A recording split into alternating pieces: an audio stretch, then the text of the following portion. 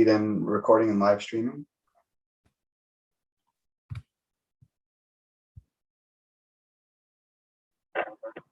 And we are live and recording.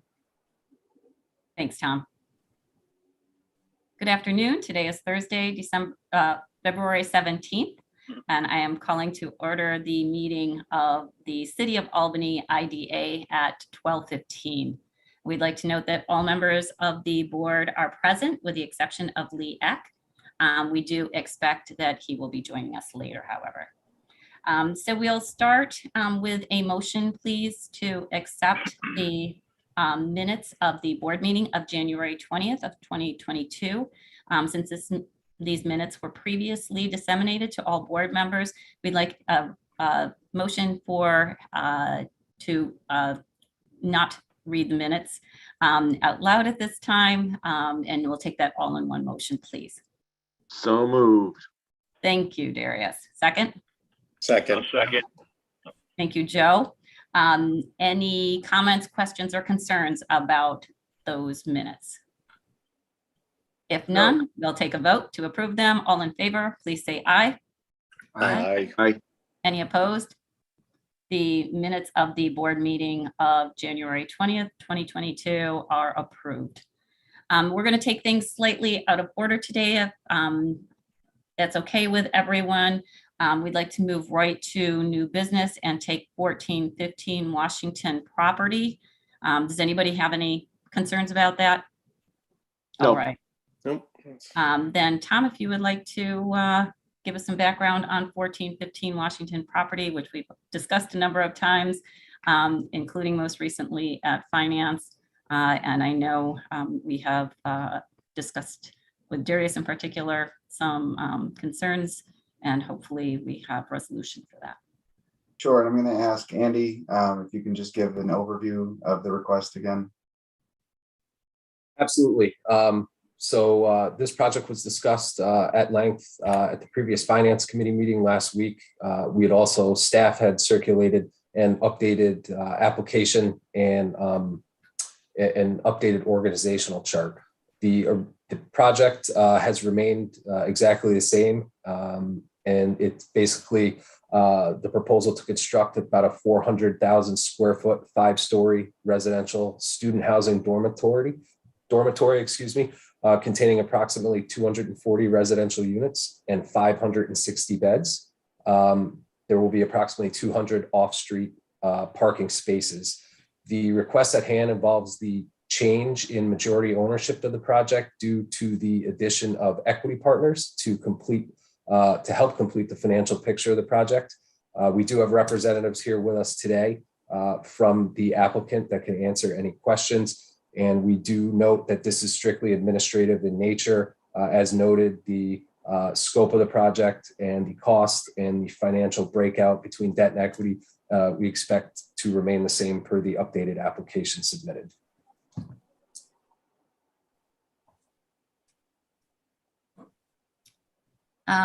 Does the applicant have any comments they'd like to make? This is Evan Podab from Scenic Investments. Would just like to once again thank the IDA and the board for helping us with this request for a modification, and would also like to thank you for your previous efforts and approvals with regard for this project. We understand that we would not have been able to attract the interest and the participation of the quality partners we're now seeking to join to make our project a reality without your assistance. So we thank you for that. Thank you, Evan. Do any board members have any concerns that they'd like to speak to the applicant about? Staff has done due diligence on the new partners. We think that this will actually make the project stronger, given the review that we had in Finance, unless there are any other concerns.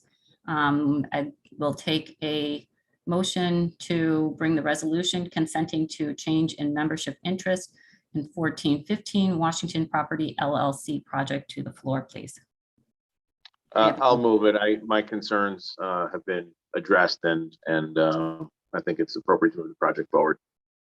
Thank you, Darius. And your comments and concerns were valid, and glad that we were able to bring those to resolution. Do we have a second? I'll second. Thank you. Is there any further discussion? Susan, can I just ask, and I don't want to put Sarah on the spot, but maybe Sarah, if you could just sort of briefly summarize why staff is in favor of it and what the due diligence you did was, just for the record. Sure. Thanks, Bob. I would start by saying, recapping what Andy had walked through, that this is an administrative request. At the time of application, the original ownership that had come in making the application had included the intention to seek equity partners on the deal. So that was included in the original app. They hadn't had the named partners together yet. So, this does not constitute a change from the original application outside of being able to identify who those partners are in place. When the application modification request came in, staff did look into to the new partners to assess their background in similar projects, as well as looking through the structure of the deal between the partners that have come in and the original applicants to ensure that that structure was consistent with how the application was made originally, so that there was no additional or exorbitant returns that would have changed between the previous application and this one. It does not fundamentally change the financial structure of the deal as well. So there's no additional benefit being sought. There's no additional benefit to the parties involved in the application. I don't know, Tom or Andy, if I've missed anything on that review, but in terms of looking at the history of the partners as well as the financial structure of the ownership, those were the two areas that staff looked into. I appreciate that. Can I ask another question, Susan? Sure. Darius, I know because I listed it on finance what your concerns were, but I think it would be useful to put them on the record and explain why you're comfortable, because I too am comfortable, but I think it's important that we just create a record here to show that we looked at it. Yeah. My concern generally when you have a change in ownership, you have a sale of a project that we've green lighted, especially when it's so early in the process of the project, that essentially the applicant will obtain a windfall from the tax abatements that the IDA provides, and essentially turn around and sell them and put the value of that tax abatement or a portion of the value of the tax abatement in their pockets. What I think has become clear here, and we have had instances where we've gone over those concerns in other projects here, and those concerns have been addressed.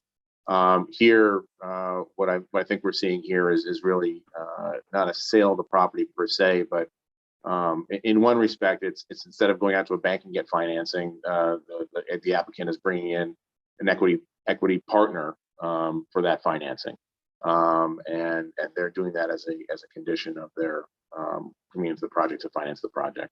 So I don't see that anything is amiss here, or that is going to present us problems down the road.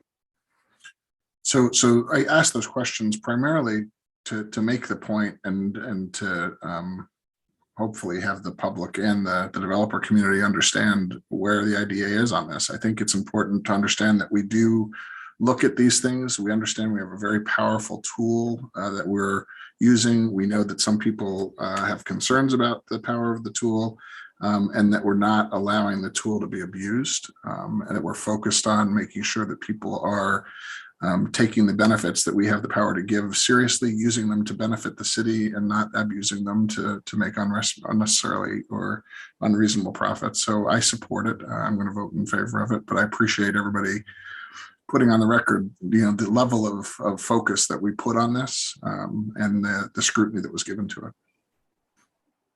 Great. Thank you. Oh, Susan, can I also weigh in for just a second, please? Absolutely. So I also want to say I also will be voting to confirm it, and I want to say I appreciate that we did this extra due diligence. I know I also heard wasn't at the finance committee, but I reviewed it, and I think that the extra information was very helpful. And yeah, I want to echo that sentiment that this isn't a brokerage to just, transfer, to sell and pocket the tools that we have and to make a windfall on these exemptions that we give. So I think us doing our due diligence is correct. And I think it's good that we did this review. And I think, it makes sense. And this is actually, as Darius put it the best way, of in lieu of going to a bank, they've taken on an equity partner. So I think that's a good way to look at it. It's not a change fundamentally in the nature of who we're working with. So I think it's good we did that, and I will be voting for it. Great. Any other concerns or comments? Okay, glad that everybody had the time and took the extra step of reviewing this and was able to look into these partners a bit more. As we recall, the original applicant was seeking equity partners when they came to us originally. And I think that the ones that they found are actually going to make this a stronger project, bringing in additional experience and financial management. So I think we're actually looking at an even stronger final application. But thank you. I know it was a bit of a rush for everybody, and it seems like we are getting to a comfortable point, though. If there's no further questions or concerns, we can take a vote on the resolution consenting to the change in membership interest in 1415 Washington Property LLC in connection with the 1415 Washington Property LLC project. All in favor, please say aye. Aye. Any opposed? The motion is carried. Thank you and good luck to the applicants. Mr. Thank you very Sachs, much. thank you for the investment in the project. Thank you all for pursuing it. Thank you. And I'll echo Evan's words. I think it's key in these projects. The help of the IDA is well recognized here, and it's really helping, bringing it into fruition and making it happen. So it's a key factor of this project. So thank you for that. Great. We look forward to working with you. Likewise. Yeah. Thank you. If I could just clarify who seconded that motion. This is Tony. Tony. Okay, thank you. Mhm. Okay, with that, we'll back up to the report of the Chief Financial Officer. And for that, we'll have Tom to introduce Amy Thompson from BST, also known, I believe, as CFO for Hire. And they'll talk a little bit about how they've been working with Amy, and we hope to strengthen that relationship and actually bring Amy before the board so that we can ask questions directly about our monthly financial reports. Tom? Yeah, thank you. And I think you've covered most of what I was going to say. Amy Thompson is a senior associate at BST, CFO for Hire. She's actually been working on the IDA's books for a little over 6 years now. And she's been with us and a great resource behind the scenes. She had been working with Mark Opalka previously and is very, very familiar with the finances of the CRC and the IDA. And we really just wanted to provide an opportunity for the board to speak with Amy directly and to have Amy present the monthly financials and the quarterly financials of the IDA. So with that, I'm going to turn it over to Amy to present the monthlies, and we'll go into questions after that. Good afternoon, everyone. For January, the IDA had $58,000 in agency fees, which came from Harmony Hills. We had $10,000 come in from 9% low-income housing tax credit from LV Apartments and $1,700 in interest income. Expenses listed were either 2021 budgeted and board approved expenses or 2022 budgeted expenses. And as of January, the IDA is projecting $3.9 million in cash at the end of 2022. I think that's it. Great. Thank you, Amy. Does anyone have any further questions for Amy? All right. Well, we look forward to seeing you at future meetings, and thanks for all your great work with us. Thank you. Okay. With that, we will move. We have no unfinished business, so we'll move to other business. Start with the agency update. Tom, do we have an agency update today, or Sarah? We don't have an agency update today, nothing to report. And I think we do have just a very brief compliance update that I'd turn over to, I think, Andy for that. Great. Thank you. Yeah, just like to note that we're continuing to refine our annual compliance reporting. As of right now, 90% of the straight leases have reported in. That's 67 of 74 projects. We have a couple outstanding bonds we're working to pull in, and we'll also be making sure we've got all the appropriate secondary forms, such as the NYS 45s and the ST 340s. And we will certainly be doing a full detailed report out to the both the IDA and CRC audit committee in March. Thank you, Andy. If Anything I can else just- on compliance? Yeah. If I could just add to the compliance update, if you have not sent in your financial disclosure or conflict of interest forms, please do so in the next week. We're going to compile all of those and submit those as part of our annual report. Great. Thanks, Tom. Can you guys email anyone who has not yet recorded with the forms attached? Yep, we will do that following this meeting. Perfect. All right. Any other business today? I just have one quick comment, Susan. I mean, today was another example of staff doing what we need them to do to help vet complex issues. And we won't say it enough, but thank you all for doing what you do.